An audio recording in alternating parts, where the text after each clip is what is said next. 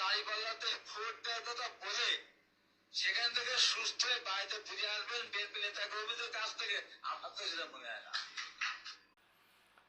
আসসালামু আলাইকুম দর্শক, যে বক্তব্যটা এতক্ষণ শুনলেন, আসলে বক্তব্যটা হচ্ছে ওনার না, অবশ্য বক্তব্যটা হচ্ছে বিএনপির সকল নেতাদের বক্তব্য বা মন মানসিকতা এইটা।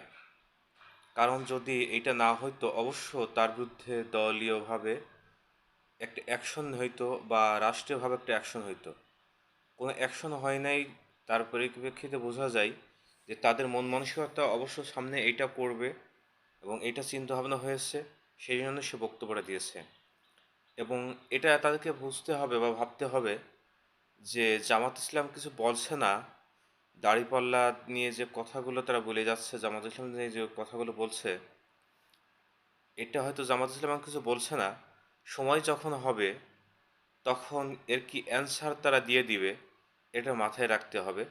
আরেকটা কথা মনে রাখতে হবে, একটা ফ্যাসিস্ট বাংলাদেশ থেকে বিদায় নিয়েছে, আরেকটা ফ্যাসিস্ট বাংলাদেশে আবার রাজত্ব কায়েম করবে এই অবৈধভাবে চুরি ডাকাতি হত্যা টেন্ডারবাজি চাঁদাবাজি, এইটা যেন কখনো কেউ না ভাবে।